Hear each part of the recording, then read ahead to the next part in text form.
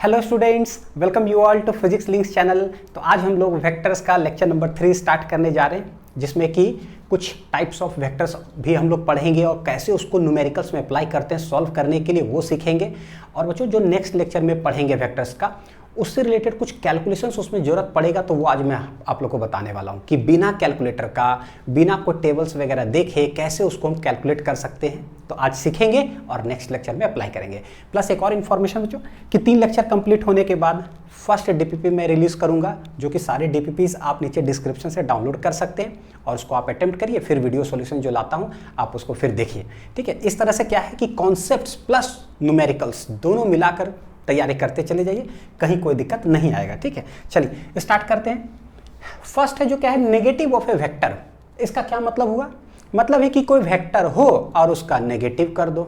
बड़ा बढ़िया बात है। ये तो वही चीज़ें देखिए कि लेट हमारे पास कोई वेक्टर है, तो ये वेक्टर है, let it be vector A, इसका हमको करना है नेगेटिव। इसका मतलब नेगेटिव का पता है कि डायरेक्शन बस उल्टा कर देंगे तो वही नेगेटिव हो गया। जैसे दुनिया में कैसे होता है बच्चों, है ना, सिंपल कि भाई कोई भी इंसान अगर आगे बढ़ना चाहता हो जिंदगी में तो धड़ाक से लोग उसका पैर पीछे खींच देते हैं। सो सच टाइप ऑफ आदमीज are known as negative of this आदमी। बड़ा सिंपल है, दुनिया ऐसी चलता है। तो वही हाल है। तो ये है वेक्टर ए, इसका ठीक कर दो नेगेटिव, तो डायरेक्शन क्या कर देंगे, पलट देंगे। लेट ये वेक्टर है, ये वो लोग हैं जिसको जो इसका पैर खींचता है। ठीक, तो this is known as the negative of this vector. कैसे लिख देंगे? तो भाई जो वेक्टर ए है ना, उसमें क्या लगा दो, माइनस। बड़ा सिंपल हो गया। ठीक, तो ये हो जाएगा। तो कैसे बोलते हैं, जो कैलकुलेशंस और न्यूमेरिकल्स में कैसे अप्लाई करेंगे वो देखिए। The negative of a vector is defined as a vector, वो वेक्टर हैविंग सेम मैग्नीट्यूड, यानी कि सेम मैग्नीट्यूड मतलब ये 5 तो ये भी 5, but an opposite direction. Direction को क्या चीज से रिप्रेजेंट करते हैं? यूनिट वेक्टर से। तो हम लोग कैसे बोलेंगे, मैग्नीट्यूड सेम होना चाहिए। क्राइटेरिया है फॉर सॉल्विंग न्यूमेरिकल्स, क्राइटेरिया। तो सबसे पहला कि जो वेक्टर बी हो वो ए, दोनों का मैग्नीट्यूड क्या हो, सेम। और ऑपोजिट डायरेक्शन का मतलब डायरेक्शन यूनिट वेक्टर बताता है।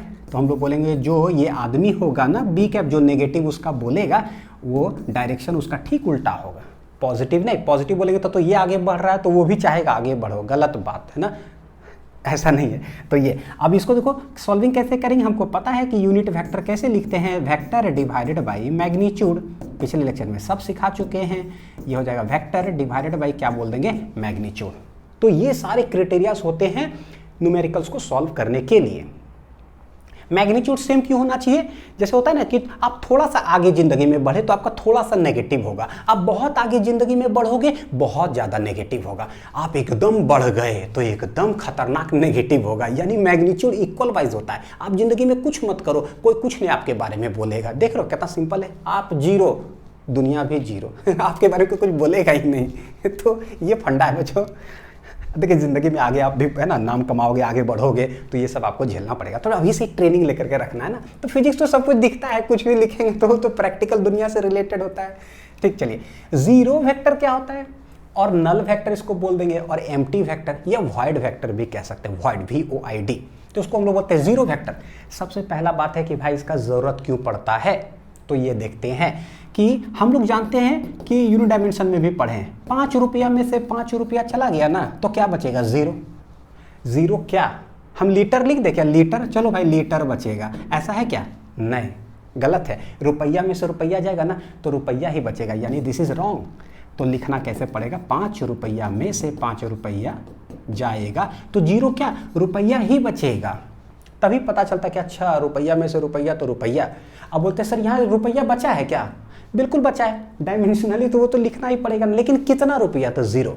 उसी तरह से अगर हम लोग बोलेंगे कि वेक्टर में से अगर वेक्टर घटाएंगे तो भैया स्केलर थोड़ी ना होने जा रहा है बच्चों, ये क्या होगा, वेक्टर ही होगा।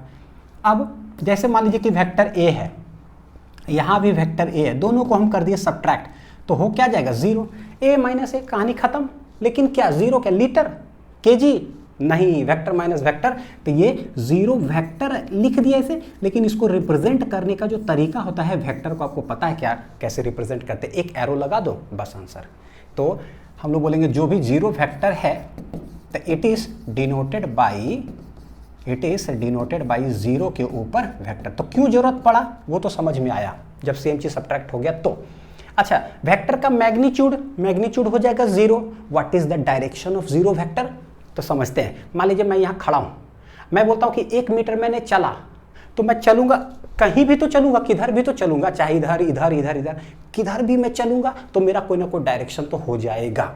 लेकिन जीरो, मैं कुछ चला ही नहीं, मैं बस खड़ा हूँ, जीरो, मैग्नीट्यूड मेरा जीरो है, तो डायरेक्शन किधर होगा? तो भाई मैं कहीं भी चल सकता हूँ, डायरेक्शन मतलब क्या, जीरो, अभी हम चले ही नहीं, लेकिन वेक्टर है तो हो सकता है इस साइड भी चल सकते हैं, इस साइड भी, इस साइड भी, इस साइड भी, इस साइड भी, कहीं भी अभी चल सकते हैं, लेकिन अभी चले नहीं है, जीरो है। So what is the direction? भाई इनफाइनाइट डायरेक्शन हो सकता है ना, आर्बिट्ररी डायरेक्शन, मैं किधर भी जा सकता हूँ, तो वही हो जाएगा इसका डायरेक्शन। तो ये vector that has zero magnitude and N arbitrary direction is called a zero vector. क्योंकि अभी उसका 1 मीटर कुछ हुआ नहीं है तो हम बता नहीं सकते, इसमें कुछ भी हो सकता है। तीसरा वेक्टर आते हैं, अच्छा सॉरी, इसका है बच्चों प्रॉपर्टीज है ना, कुछ जीरो वेक्टर का प्रॉपर्टीज। तो देखिए ये वेक्टर प्लस वेक्टर जोड़ेंगे तो वेक्टर ही होगा, लेकिन ए वेक्टर में जीरो जोड़ रहे, तो जीरो जोड़ने से क्या फर्क पड़ेगा? कुछ नहीं, तो आंसर क्या आ जाएगा? ए वेक्टर। जैसे 5 रुपया प्लस जीरो, 5 रुपया। अच्छा, 5 रुपया माइनस 0 रुपया, तो क्या हो जाएगा? 5 रुपया ही होगा, यानी कि ए में से जीरो सब्ट्रैक्ट कर देंगे, कोई फर्क नहीं पड़ेगा, लेकिन वेक्टर ही होगा। उसी तरह से लैम्डा, भाई ये लैम्डा इंटू जीरो वेक्टर है। लैम्डा क्या है? एनी रियल नंबर ले लो आप, any real number. What is real number? जो मुंह से निकल जाए that is a real number. यानी कि जैसे नंबर लाइन होता है ना, माइनस इन्फिनिटी को छोड़ करके, पॉजिटिव इन्फिनिटी को छोड़ करके बीच में आप कुछ भी बोल दो, -1 -2, डेसिमल में आप बोल दो 1.3 7.3 प्लस जीरो, जो मुंह से निकल जाए बच्चों, नेगेटिव हो, पॉजिटिव हो, डेसिमल हो, जो सारे चीज़ को हम लोग बोलते हैं रियल नंबर, नेगेटिव पॉजिटिव सब। तो कोई भी नंबर यहाँ से जीरो वेक्टर में मल्टीप्लाई करेंगे तो होगा क्या? तो जीरो मल्टीप्लाई करने जीरो तो हो ही जाएगा, लेकिन वेक्टर से मल्टीप्लाइड है ना, तो यहाँ पर क्या आ जाएगा? वेक्टर। बस यही है, ये है ना प्रॉपर्टीज है। फिर a इंटू जीरो करेंगे हो तो जाएगा जीरो, पता है, लेकिन वेक्टर a इंटू जीरो है, फिर से क्या हो जाएगा? इतना। तो चाहे कोई वेक्टर को जीरो से मल्टीप्लाई करो या कोई नंबर को जीरो वेक्टर से मल्टीप्लाई कर दो, यू विल गेट कितना? Zero vector. ठीक है, अब देखिए यहाँ आते हैं, एक और प्रॉपर्टी है कि if lambda and mu are non zero, यानी कि जीरो नहीं है और रियल नंबर्स है, तो समझ में आ गया। कुछ भी, कोई नेगेटिव ले लो, कोई पॉजिटिव ले लो, कोई दो नंबर, कोई डिफरेंट पॉजिटिव, कुछ भी ले लो, लैम्डा और म्यू अलग अलग कोई रियल नंबर्स है, बोलता है and if lambda into vector A equal to mu into vector B हो, then it is only possible if. कौन सा कंडीशन में भाई ये पॉसिबल होगा?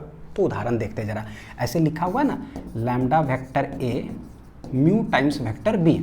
तो कोई नंबर है, मान लीजिए कि कुछ भी ले लेते हैं, लेट नेगेटिव ले ले, 5.7, कुछ भी ले लिए, 5.7 टाइम्स वेक्टर ए हो गया, और उधर कुछ ले लेते हैं 6.9, कुछ भी वेक्टर बी ले लिए।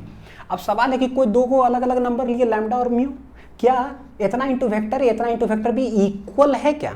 तो इक्वल का मतलब क्या भैया? इक्वल मतलब होता है इक्वल। बोले हाँ ये सही है सर, इक्वल मतलब इक्वल, दोनों सेम होना चाहिए। सेम है तो नंबर से डिफरेंट हो गया। अब अगर वेक्टर ए और वेक्टर बी को मान लीजिए बोलेंगे, मतलब ये क्राइटेरिया कब possible? This is only possible if late vector A और वेक्टर बी दोनों सेम हो जाए तो पॉसिबल होगा। फिर गलत बात है, अगर ये दोनों वेक्टर सेम भी हो जाएगा तो नंबर्स तो डिफरेंट है, यानी कि ये एक ही क्राइटेरिया में हो सकता है कि भाई आप भी जो है ना जीरो हो जाओ, वो भी जीरो हो जाए। अगर जीरो जीरो हो गया तो बोल देंगे zero vector equal to zero vector, तो जाकर के क्या हो जाएगा? सेम। तो ऐसा होगा कब? लैम्डा और म्यू तो जीरो होने से रहा, क्योंकि हम बोल रहे हैं नॉन जीरो है, तो भाई जीरो होगा क्या? तो बोले vector A and vector B both अगर जीरो हो जाए ना तो मेरा काम हो जाएगा, दिस विल बिकम इक्वल। तो बोलेंगे this is only possible if vector A and vector B both are क्या है? जीरो वेक्टर, तो पॉसिबल हो जाएगा। तो ये एक प्रॉपर्टी हो गया। नेक्स्ट देखते हैं पोलर वेक्टर्स क्या है। बोले पूरा फैमिली स्टडी है बच्चों। पोलर वेक्टर तो बोलते हैं कि बहुत सारा ऐसा फिजिकल क्वांटिटीज होता है हमारे फिजिक्स में कि कुछ चीज जो है ना लीनियर मोशन के लिए रिस्पॉन्सिबल होता है और कुछ चीज रोटेशनल मोशन के लिए रिस्पॉन्सिबल होता है। ये लीनियर मोशन क्या है भाई, और ये रोटेशनल मोशन क्या है? रोटेशनल रोटेशन चैप्टर में और लीनियर वाला पूरा काइनेमेटिक्स के अंदर है ना, तो सब कुछ है। कौन कौन सा ऐसा वेक्टर है हमारे फिजिक्स में क्वांटिटी जो लीनियर मोशन? लीनियर का मतलब बाइक पे बैठ गए, स्ट्रेट रोड है, उड़िया दिए, एक्सेलरेटर दिए, ये देख रहे हो क्या आ रहा है बच्चों, एक्सेलरेटर एक्सेलरेटर एक्सेलरेटर, वहीं से वर्ड आया है एक्सेलरेशन। तो ऐसे करेंगे घन, है ना, तो ऐसी जहाँ की है तो वेलोसिटी चेंज, ठीक, तो एक्सेलरेट करने लगे मेरा बाइक। और लीनियरली जा रहे हैं, मतलब स्ट्रेट लाइन में, यानी कि लीनियर एक्सेलरेशन एक ऐसा क्वांटिटी है जो कि वेक्टर क्वांटिटी या लीनियर मोशन के लिए रिस्पॉन्सिबल है। तो भाई वेलोसिटी भी तो आ जाएगा क्योंकि वो भी तो वेक्टर क्वांटिटी है, तो लीनियर वेलोसिटी हो गया, लीनियर एक्सेलरेशन, ये सब ऐसे फिजिकल क्वांटिटीज हैं जिसके कारण क्या होता है, लीनियर मोशन होता है किसी भी बॉडी में। तो the vector which is related to translatory motion of a body, यानी कि linear motion of a body. तो एग्जाम्पल बच्चों हम लोग लिख लेते हैं, क्या है भाई, लीनियर वेलोसिटी, ये लीनियर एक्सेलरेशन बोल दो। तो ऐसे सारे वेक्टर्स को हम लोग बोल देंगे क्या चीज, पोलर वेक्टर्स। क्या बोलेंगे, पोलर वेक्टर्स। जैसे लीनियर लीनियर लीनियर हुआ, उसी तरह से हमारे पास है कुछ रोटेशन रोटेशन रोटेशन। ऐसे वेक्टर जो रोटेशनल मोशन के लिए रिस्पॉन्सिबल हो, तो वैसे सारे वेक्टर्स को हम लोग बोलते हैं एक्सियल वेक्टर। एक्सियल वेक्टर कुछ, लेकिन उसमें कुछ और कारनामा है थोड़ा सा। देख रहे हो यहाँ पर कुछ पंखी उंखी लगा हुआ है बच्चों। अब मैं आप लोग को एक चीज़ बताता हूँ, जैसे मान लीजिए कोई पेन है, मान लीजिए कि बच्चों पेन ही है, ठीक। अब आप ना इस टाइप का देखे हो कभी कुछ, जैसे दिल्ली में ना इंडिया गेट पर जाओगे ना तो ये सब उड़ाते रहते हैं, एक ऐसे डंटी लगा हुआ है, 2 पंखी लगा हुआ है और इसको पकड़ के ऐसे घुमाते, ऐसे ऐसे ऐसे घुमाओ, शुट से ऊपर उड़ जाता है। मेला वगैरह में देखे होंगे, तो बस कहीं मेला घूमे, कुछ दिख रहा है उड़ते, तो भैया वो मेरा डेफिनेशन हो गया, वो टर्म हो गया फिजिक्स के अंदर, काहे तुम दिखे क्यों, कुछ भी दिखोगे फिजिक्स में आ जाओगे कुछ भी दिखा you will come in physics, ठीक है। तो देख कैसे है, आप फील करो, अपना कलम लेकर के हाथ में, जैसे मैं करता हूँ ना वो करो, ठीक है। अभी रोटेशन में पढ़ेंगे लेकिन इसका झलक है, थोड़ा देख लेते हैं। आप ऐसे घुमाते हो इस पंखी को, ऐसे कस के घुमाओगे, ऐसे घुमाओगे तो उड़ जाता है ऊपर। तो ये उड़ा, हमने तो उड़ाया नहीं, हम तो ऐसे पकड़ के बोले ना चलो भाई मेरे साथ उड़ो, हम कैसे उड़ेंगे, तो हम सिर्फ घुमाते हैं। तो हम घुमाते हैं ऐसे, एंटी क्लॉक है बच्चों, एंटी क्लॉक, ऊपर से देखोगे तो एंटी क्लॉक, हम घुमा रहे हैं ऐसे और सुट से उड़ जाता है ऐसे। तो भाई ये क्या है, तो बोलते हैं रोटेशन चैप्टर चलते हैं, जिसको कि बहुत मुश्किल माना जाता है नहीं, माना जाता है, ठीक है। कि हम घुमा रहे हैं ऐसे, तो हाथ को घुमा, ऐसे घुमा रहे हैं और थंब खाली देखते जाओ, ऐसे घुमाते हैं तो ऐसे डायरेक्शन कुछ आ रहा है। तो पता है हम लोग पढ़ते हैं ऐसे क्वांटिटीज जो कि रोटेट करेंगे एंटी क्लॉक या क्लॉक, तो थंब जो है ना बताता है डायरेक्शन, ये हम पढ़ते हैं। तो भाई डायरेक्शन जो बताता है उसका मतलब क्या है, उसका मतलब है कि वो उड़ेगा किधर। तो जो दिखा कि हमने एंटी क्लॉक रोटेट किया, उड़ा एकदम बीच में, यानी कि आप बोल सकते हैं बच्चों हमने एंटी क्लॉक रोटेट किया, उड़ा बीच में। तो ऐसे ऐसे करोगे तो धड़ाक से इधर उड़ेगा, तो इधर उड़ेगा ना तो उसको हम लोग ऐसे रिप्रेजेंट कर देते हैं। तो इसका क्या मतलब हुआ, देखिएगा ये जो ऐसे करके डॉट लिखा हुआ ना, इसका मतलब होता है कि आउट ऑफ द पेज, जो पेज मतलब मेरा बोर्ड जो है, out of the page and perpendicular to the page. मतलब कि इस पंखी को ना आप ऐसे करके रखते, मान लीजिए जो पॉइंटेड दिख रहा है ना वो पंखी इधर ऐसे था, ऐसे रोटेट कर मारता धड़ाक से, तो पेज के मेरा परपेंडिकुलरली उड़ा और आउट ऑफ द पेज है, तो ये डिनोट करता है। कभी अगर क्रॉस ऐसे रहे इस तरह से बना हुआ तो ये होता है इनटू द पेज, सीख ही लीजिए, into the page and perpendicular to the page, इसको मतलब बोलते हैं। यानी पंखी को अगर हम ऐसे क्यों ऐसे घुमा रहे हैं ना, तो आप देखो ऐसे उड़ जाएगा, और आप पंखी को इधर कर दो तो फिर ऐसे घुमाओ जो है ना क्लॉकवाइज इधर बच्चों किधर अंदर भाग जाएगा। एकदम सिंपल है, ये सब कोई बचपन में उड़ाए हैं, पता नहीं 5 रुपया 10 रुपया या 20 रुपया में देता है, सब लोग उड़ाए। जरा कमेंट करके बताना कि आपने उड़ाया कि नहीं उड़ाया। नहीं उड़ाया तो आज जाइए मार्केट में, देखिए कहाँ उड़ रहा है कोई ना कोई मेला में, और उसको उड़ा करके फिर समझ में आ जाएगा। तो हुआ क्या, तो बोले भाई the vector which is related to rotational motion से रिलेटेड हो of a body and which always acts किधर देखिए along the axis of rotation in accordance with right hand thumb rule. Right hand thumb rule, ये ऐसे करके ऐसे धड़ाक से, तो ये राइट हैंड थंब रूल हो गया, उससे हम लोग डायरेक्शन बताते हैं। और कोई भी चीज़ ऐसे रोटेट करोगे तो along the axis of rotation में वो एक्ट करता है। तो ऐसे वेक्टर्स को हम लोग बोलते हैं एक्सियल वेक्टर या फिर सूडो वेक्टर। इसमें कौन कौन आ जाएगा, तो कौन कौन रोटेशनल मोशन के लिए रिस्पॉन्सिबल है, तो लेट हम ना उदाहरण लिख लेते हैं। एग्जाम्पल, एंगल है तो एंगुलर वेलोसिटी हो जाएगा, थोड़ा सा यूनिट डायमेंशन में इसके झलक आप लोग को बताए थे, दिस इज ओमेगा, ये वेक्टर क्वांटिटी होता है। फिर एंगुलर एक्सेलरेशन आप लिख लीजिए, क्या है एंगुलर एक्सेलरेशन, तो दिस इज बच्चों क्या है अल्फा। ये सारे चीज़ का डायरेक्शन होता है along the axis of rotation और ये सब चीज़ें। तो और डिटेल हम लोग रोटेशन के अंदर पढ़ेंगे, तो आइडिया तो कुछ लगा बच्चों, ठीक। नेक्स्ट है मेरा इक्वल वेक्टर्स। किसको बोलेंगे इक्वल? इक्वल मतलब होता है इक्वल। बोले बहुत अच्छा सर, इसमें तो हम लोग को फिजिक्स समझ में आ ही जाएगा। एक वेक्टर है ए, दूसरा वेक्टर है बी, कब बोलेंगे इक्वल? तब बोलेंगे जब दोनों का मैग्नीट्यूड भी हो सेम और दोनों का डायरेक्शन भी हो सेम, सब कुछ सेम, तो हम बोल देंगे इक्वल। यानी कि क्राइटेरिया कैसे लिखेंगे पढ़ भी लेते हैं जरा, क्योंकि कहीं डेफिनेशन लिखने आ गया तो हर तरफ से तंदुरुस्त होना चाहिए। Two vectors A and B are said to be equal when they have equal magnitude and same direction. Equal magnitude कैसे लिखेंगे? Vector A is equal to vector B, this is equal. दूसरा डायरेक्शन सेम होना चाहिए, यानी जो direction मतलब बच्चों unit vector, याद है ना, चावल दाल सब हम लोग खरीद चुके हैं, कलम उलम मार्केट जा करके पिछले लेक्चर में पूरा सामान खरीद के ला के रख चुके हैं किचन में। अब हम लोग खाना खाने वाले हैं, ठीक है, टेस्टी टेस्टी बनाने वाले हैं। तो vector A will be equal to vector, sorry unit vector है ना, क्योंकि डायरेक्शन लिख रहे हैं। तो ए कैप कैसे लिखते हैं? ए कैप होता है वेक्टर डिवाइडेड बाय मैग्नीट्यूड। याद रखिएगा this is not a formula, है ना, ये समझंती विद्या होता है बच्चों, ये फॉर्मूला नहीं, याद रखिएगा।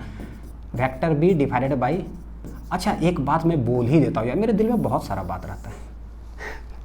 कुछ बच्चे बोलते हैं ना हो गया इग्नोर, है ना, ये तो ठीक है। कुछ बच्चे बोलते हैं सर मेरे को वेक्टर समझ में नहीं आता है, मेरे को, मैं एक बात आपके कॉन्फिडेंस के लिए बोलूं, अगर नहीं समझ में आता है ना बच्चों, जब भी आप पढ़ाई करो आपको फिजिक्स ना समझ में आ रहा है तो आप समझना कि यार पृथ्वी पर एक और आदमी है जिसको मेरे ही जैसा नहीं समझ में आता है, वो है अनिल सर, ठीक। तो आपको उससे कॉन्फिडेंस आएगा। जैसे ऐसे होता है डिमोटिवेट कब होते हैं, यार मेरे को नहीं समझ में आ रहा है, मेरा फ्रेंड को समझ में आ रहा है, कहीं वो पास कर गया, उसका नंबर ये वो चलता है दिमाग में, यार उसको समझ में आ रहा है, मेरे को क्यों नहीं आ रहा है। तो आप समझने यार मेरा जोड़ीदार एक और है ना, फिजिक्स लिंक्स पर अनिल सर पढ़ाते हैं, उसको भी फिजिक्स नहीं आता है उनको भी कुछ नहीं आता है। ये चीज़ दिमाग में रखना, तो लगे वो मेरे टाइप ना दो जोड़ीदार है, दोनों एक ही टाइप का है। अतः जब दोनों को नहीं आता है तो स्वाभाविक दोनों को तो बहुत तेज बनना है फिजिक्स में अच्छा से। तो क्या करेंगे, आपको नहीं समझ में आता आप आना मेरे पास लेक्चर खोलना, लेक्चर नंबर 1 से, ठीक, 2 से नहीं, 3 से नहीं, 1 से, और आराम से पढ़ते जाना, क्योंकि मैं उसी टाइप से पढ़ाता हूँ जिनको पता है कि भाई सच में नहीं बुझाया था। अब पढ़ते जाओगे बच्चों, दोनों को साथ में तेज हो जाएंगे, ठीक। जैसे 3-4 लेक्चर कोई भी चैप्टर का पार होगा, उस लेक्चर में आप देखो कितना कॉन्फिडेंट महसूस करोगे। तो कभी भी डीमोटिवेट मत होना कि यार मेरे को फिजिक्स समझ में नहीं आता है। तो अब जब भी नहीं समझ में आएगा तो देयर आर 2 इंसान on this Prithvi who don't know nothing about physics, हाँ तब ठीक है। चलिए, कोलिनियर वेक्टर्स, ये जो को वर्ड आता है ना, जैसे एक होता है ना कि एक स्कूल में सिर्फ लड़का लोग ही पढ़ रहा है, एक स्कूल में खाली गर्ल्स लड़की लोग ही पढ़ती है, लेकिन को एजुकेशन मतलब लड़का भी है लड़की भी पढ़ाई करी, को एजुकेशन मोर देन 1, है ना, 2 ऐसे। तो कोलिनियर, लीनियर मतलब कि स्ट्रेट लाइन में हो, कोलिनियर यानी कि 2-3 वेक्टर हो और वो सब कैसा हो, पर 2 को मतलब समझिए कोई जो है मेल फीमेल, तो वैसे ही हो गया कि भाई 2 या 2 से ज़्यादा हो। तो देखिए the vectors which either act along the same line, तभी जाके हम लोग बोलेंगे लीनियर होगा, है ना। कैसा, अलोंग द सेम लाइन हो या अलोंग द पैरेलल लाइंस अगर हो तो वैसे वेक्टर्स को हम लोग बोल देंगे कोलिनियर वेक्टर्स। जैसा इसका ना बहुत सारा डायग्राम्स बनाता हूँ, स्ट्रेट लाइन में बस होना चाहिए, कैसा, सेम लाइन या पैरेलल लाइंस। तो पहले सेम लाइन का बनाता हूँ। मान लीजिए कि वेक्टर ए है, ये सेम मैग्नीट्यूड का बना दिया, दोनों स्ट्रेट लाइन में है। या ऐसा भी हो सकता है बच्चों कि दोनों डिफरेंट मैग्नीट्यूड का हो, ये छोटा हो और ये बड़ा हो, ये भी हो सकता है, ये एक छोटा एक बड़ा, तो स्ट्रेट लाइन में है। ये दोनों सेम डायरेक्शन मैंने बनाया है। ऐसा भी हो सकता है कि ऑपोजिट डायरेक्शन में हो, यानी कि वेक्टर ए इधर हो और वेक्टर बी इस साइड हो। ऑपोजिट भी हो सकता है क्या, स्ट्रेट लाइन में है ना तो बस हो गया, या पैरेलल हम नीचे बनाते हैं, ठीक। तो ऐसे सारे वेक्टर्स को हम लोग क्या बोलते हैं पता है, कोलिनियर वेक्टर। चौथा, अब सेम मैग्नीट्यूड का मैंने बनाया तो अब ये छोटा बड़ा बना देते हैं। तो देख लो, अब आपको बहुत अच्छा समझ में आ रहा है कि ये सारे चीज़ क्या है, कोलिनियर वेक्टर्स। डायग्राम में ऐसा दिया जा सकता है, बोलेगा is this A collinear vector, yes और नो, कौन है, नहीं है तो वो। और न्यूमेरिकल बनाने का भी एक तरीका होता है, तो मैं आप लोग को बताता हूँ कि कैसे बनाते हैं। नेक्स्ट, पैरेलल लाइंस में तो बोले भाई दोनों सेम मैग्नीट्यूड का पैरेलल बना दो, vector A vector B same magnitude का, डिफरेंट मैग्नीट्यूड का बना दो। एक बना दो ए, मान लीजिए बड़ा बना लेते, क्या दिक्कत है, वेक्टर ए, और एक बना दो छोटा। पैरेलल लाइंस में सेम डायरेक्शन, ये दोनों सेम डायरेक्शन हो गया। बाकी ऑपोजिट कर लो आप, सेम मैग्नीट्यूड का ऑपोजिट कर लेते हैं। This is vector A, this is vector B, opposite हो गया। एक छोटा मैग्नीट्यूड ले लो और एक बड़ा मैग्नीट्यूड ले लो, ऑपोजिटली डायरेक्टेड। तो ये सारे पैरेलल लाइंस में इतने सारे रिप्रेजेंटेशन होते हैं किसके, कोलिनियर वेक्टर्स के, स्ट्रेट लाइंस में हो, चाहे सेम ट्रैक पर या पैरेलल ट्रैक पर जाए। अब इसी के अंदर देखो दो चीज़ हमको समझ में आया। कुछ वेक्टर्स ऐसे हैं जो सेम डायरेक्शन में होते हैं और कुछ ऐसे होते हैं जो ऑपोजिट डायरेक्शन में होते हैं, कोलिनियर यानी कि स्ट्रेट लाइंस में हो। तो इसी का एक पार्ट आ जाता है कि अगर सेम डायरेक्शन में होगा ना तो हम लोग उसको बोल देंगे बच्चों, देखिए ये दोनों कैसा है भाई, सेम डायरेक्शन, कैसा है, सेम डायरेक्शन, और ये दोनों कैसा है, ऑपोजिट डायरेक्शन। तो यहाँ से एक कंक्लूजन हम निकाल सकते हैं कि अगर दो वेक्टर्स अगर acting along the same direction, चाहे मैग्नीट्यूड सेम हो चाहे डिफरेंट हो, तो हम लोग इसको बोल देंगे पैरेलल वेक्टर्स। तो कोलिनियर वेक्टर पैरेलल भी हो सकता है, और चाहे वो सेम लाइन में हो या पैरेलल ऐसे हो, मतलब पैरेलल में, लेकिन क्या हो, एंटी ऑपोजिटली अगर डायरेक्शन में एक्ट कर रहा तो हम लोग इसको बोलते हैं एंटी पैरेलल। क्या बोलते हैं बच्चों, एंटी पैरेलल, इसको बोल देंगे पैरेलल वेक्टर्स। तो इसको बना लीजिए, हम लोग नेक्स्ट में लिखते हैं, देखिएगा क्या है, व्हाट इज पैरेलल वेक्टर्स, या फिर इसको हम लोग लाइक वेक्टर्स भी कहते हैं। तो बोलेंगे two collinear vectors having the same direction. बस एक ही कॉन्सेप्ट यहाँ पर है बच्चों, क्या, सेम डायरेक्शन अगर हो तो बोल देंगे लाइक और पैरेलल वेक्टर्स। अगर ऑपोजिट डायरेक्शन हो दो वेक्टर का तो उसको बोल देंगे अनलाइक या फिर एंटी पैरेलल। सवाल है ये कि सवाल बनाते कैसे हैं, वाह क्या बात है, सवाल है यही कि सवाल कैसे बनाते हैं। तो पैरेलल वेक्टर्स जब भी आएगा तो हम करते क्या, सेम डायरेक्शन होना चाहिए। सेम डायरेक्शन का मतलब क्या होता है कि ए कैप और बी कैप दोनों क्या हो, सेम। तो भाई vector A divided by magnitude of A equal to vector B divided of magnitude of इतना। ये होता है मेरा बनाने का तरीका। अच्छा, इसमें क्या करेंगे, हैविंग ऑपोजिट डायरेक्शन का मतलब होता है ए कैप और ये माइनस बी कैप हो, ऑपोजिट डायरेक्शन हो गया, डायरेक्शन मतलब यूनिट वेक्टर। तो vector divided by magnitude minus लगा देंगे वेक्टर डिवाइडेड बाई मैग्नीट्यूड। यानी कि जो डेफिनेशंस जिस तरह से है ना, उसको हम लोग को मैथमेटिकल रूप देने आना चाहिए। अब ये हो गया, ऐसे हम लोग बना लेंगे जब भी पैरेलल और एंटी पैरेलल बोलेगा। कोलिनियर में अब एक और चीज़ है, न्यूमेरिकल सॉल्विंग के लिए हमने देखा कि भाई जो पैरेलल वेक्टर्स होता है, एक समझ लेते हैं बच्चों, ठीक है, पैरेलल वेक्टर्स होता है उसमें दो क्राइटेरिया, या तो दोनों का मैग्नीट्यूड सेम है या दोनों का मैग्नीट्यूड अलग अलग है। क्या मैं कह रहा हूँ, यहाँ का मैग्नीट्यूड सेम है तो यहाँ पर हम क्या कह सकते हैं कि magnitude of A equal to magnitude of B here. और यहाँ पर क्या है, यहाँ पर एक चीज़ कह सकते हैं, एक बड़ा है एक छोटा है। तो बच्चों क्या ऐसे लिख सकते हैं क्या, मान लीजिए ये है 2 मीटर, कितना मीटर है, मान लीजिए 2 मीटर, और ये है 6 मीटर। तो हम लोग यहाँ क्या लिख सकते हैं कि वेक्टर ए जो है ना, वेक्टर ए जो है डायरेक्शन तो सेम ही है, तो वेक्टर बी का 3 गुना है, तो वेक्टर बी है 2, तो उसको क्या लिख सकते हैं, ए को लिख सकते हैं 3 टाइम्स बी लिख सकते हैं यहाँ पर। तो कोई जरूरी है कि 6 इसका 3 मल्टीपल हो, 4 मल्टीपल भी हो सकता है, 5 भी हो सकता है, 6 भी हो सकता है। ऐसा भी हो सकता है कि ये हो 1 मीटर, ये वाला हो 1.79 मीटर, इसका मतलब इसका 1.79 टाइम्स हो गया ये, तो कुछ भी हो सकता है। तो हम लोग यहाँ पर क्या क्या बोल देंगे, कोई भी एक पॉजिटिव नंबर लगा लीजिए। क्या लगा लीजिए बच्चों, कोई भी पॉजिटिव नंबर्स लगा लीजिए, रियल नंबर तो रख देंगे। तो अगर ये क्राइटेरिया फुलफिल होगा, इट मीन्स क्या है, पॉजिटिव, ये पैरेलल लाइंस है हमारा, और कोलिनियर भी बोल सकते हैं। तो उम्मीद है कि बच्चों समझ में आ रहा है। अगर यहाँ पर 1 लगा दे कोई 1, तो इसका मतलब क्या होगा, दोनों का मैग्नीट्यूड सेम और डायरेक्शन भी सेम, तो 1 लगाने का मतलब इधर आ गया, क्या हो जाएगा, एग्जैक्ट पैरेलल सेम। तो हम लोग यहाँ पर एक ना नोट पॉइंट यहाँ ऐड कर लेते हैं कि if 2 vectors are parallel to each other, तो in general parallel to each other, then in general देखिए क्या लिखेंगे, इन जनरल हो जाएगा कि vector A will be equal to lambda times vector B, जहाँ की लैम्डा एक पॉजिटिव रियल नंबर है। पॉजिटिव रियल नंबर कैसे, तो भाई वेक्टर ए है ऐसा तो वेक्टर बी है ऐसा, लैम्डा टाइम्स कुछ भी हो सकता है, पॉइंट में हम बी लिख सकते हैं, छोटा भी हो सकता है बड़ा भी हो सकता है, कोई ये नहीं है। अच्छा, जैसे बच्चों पैरेलल में हो गया उसी तरह से बोले कि इफ अगर लिखा रहे कि ए इक्वल टू, अगर ऐसा मैं लिख दूं कि vector A equal to lambda times vector B, और एंड लैम्डा अगर बोल दूं कि नेगेटिव रियल नंबर है तो नेगेटिव है। नेगेटिव का मतलब क्या हो जाएगा, अगर वेक्टर ए है इधर तो वेक्टर बी है इधर, यानी कैसा वेक्टर्स हो गया, एंटी पैरेलल। तो अब समझ में आएगा, ओ देन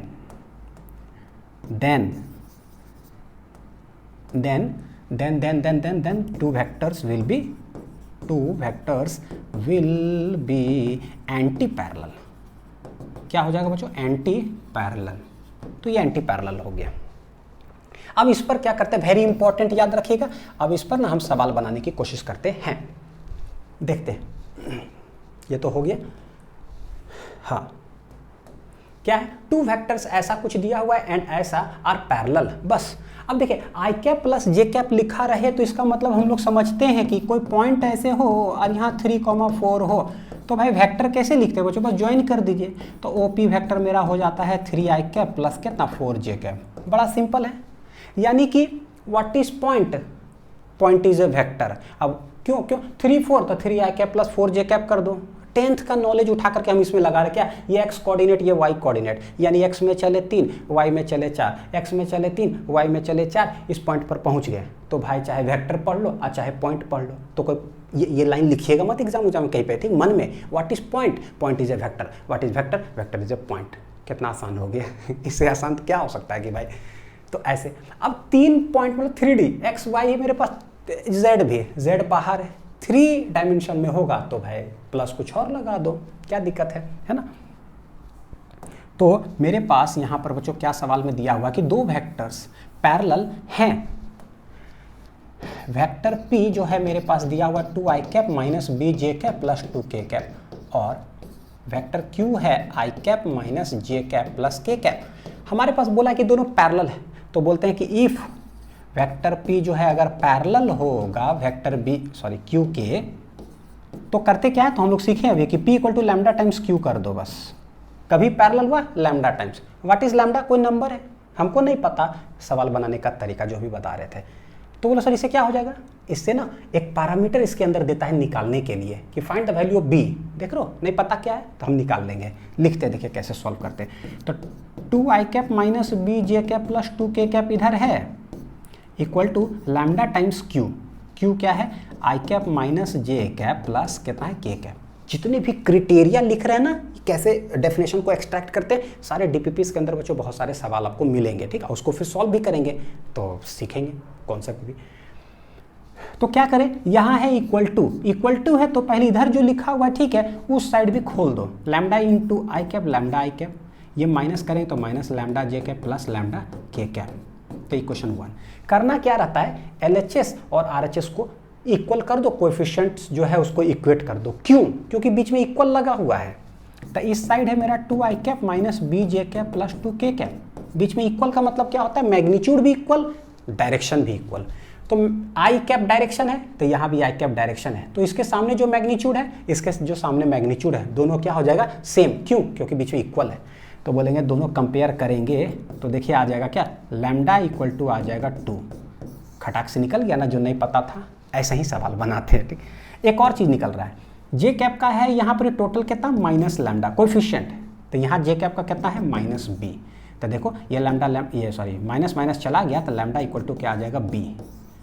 और लैम्डा बराबर आया हुआ है 2, तो उसको वहाँ रख देंगे, हेंस बी बराबर भी बच्चों क्या आ जाएगा 2, क्योंकि लैम्डा 2 आया हुआ है, निकल गया बी बराबर 2। तो कहाँ दिख रहा है 2, ये आंसर लगा देंगे। देखते हैं डायग्रामेटिकल रिप्रेजेंटेशन से कंडीशन से फिर मैथमेटिकल के अंदर आ जाओ। चलते हैं, समझ में आ ही रहा होगा, कोई दिक्कत नहीं है। को इनिशियल वेक्टर्स और को टर्मिनस वेक्टर, ये छोटा छोटा चीज़ है। को इनिशियल मतलब मोर देन वन, है ना, ऐसा है, और इनिशियल मतलब सबका इनिशियल पॉइंट होगा सेम। तब को टर्मिनस का मतलब क्या हो जाएगा, सिंगल टर्मिनस मतलब एक वेक्टर कहीं एक्ट करो, टर्मिनल मतलब फाइनल, मतलब कि एंड कहीं लग रहा हो। को टर्मिनस मतलब 2 या 2 से ज़्यादा सारा वेक्टर जो है एक ही जगह पे टर्मिनेट कर रहा हो, यानी कि एंड पॉइंट, फाइनल पॉइंट, जो भी पॉइंट बोलो बच्चों वो। तो देखिए को initial, the vectors which have the same initial point. यानी कि इनिशियल पॉइंट यहाँ है, यहीं से ओरिजिनेट कर रहा हो सारे वेक्टर जो भी हो, वेक्टर ए हो, बी हो, सी हो, डी हो, तीन सारे को हम लोग बोल देंगे कि भाई आप को इनिशियल वेक्टर्स हो। और को टर्मिनस किसको बोलेंगे? Which have the same terminal point. तो कोई टर्मिनल पॉइंट है, यहीं पर सारा एक्ट कर रहा हो, 1 2 3 कुछ भी हो, ए बी सी, ये सब ना जैसे हम लोग न्यूटन्स लॉ वगैरह सब डायग्राम पढ़ेंगे तो ऐसे रहता है बच्चों कि कोई मास यहाँ पर है, ऐसे ब्लॉक्स है ना सरफेस पर रखा हुआ, mg लगता है नीचे, नॉर्मल यहाँ लग रहा है ऐसे, कोई एक फोर्स और मान लो कि इधर लग रहा हो। तो देखो अगर दो ही देखेंगे, हो सकता है अभी नहीं समझ में आएगा, कोई बात नहीं, लेकिन बस ऐसे सुन लो बच्चों। यहीं से क्या लग रहा है? नॉर्मल, यहीं से लग रहा है mg, तो एक इनिशियल पॉइंट ही है दोनों का, तो ये दोनों वेक्टर्स कहला जाएगा क्या? को इनिशियल वेक्टर्स। बस बताएंगे बढ़िया से नॉर्मल क्या होता है, वो ऐसे क्यों लगा, टेढ़ा मेढ़ा सब कुछ। तो इनिशियल और टर्मिनल। नेक्स्ट है को प्लानर। प्लानर नाम में से पता चलता है कि प्लानर मतलब प्लेन, यानी कि XY प्लेन कोई एक प्लेन हो, तो बोलेंगे कि कोई एक प्लेन हो मेरे पास, लेट XY ले लिए, बहुत सारे वेक्टर्स हो, को लगा हुआ ना, को एजुकेशन, हाँ, तो लेट वेक्टर ए ऐसे हो, लेट वेक्टर बी ऐसे हो, लेट वेक्टर सी ऐसे हो, बहुत सारा वेक्टर्स हो लेकिन सारे XY प्लेन में ही हैं, तो हम लोग ऐसे वेक्टर्स को बोलते हैं क्या? को प्लेनर वेक्टर्स।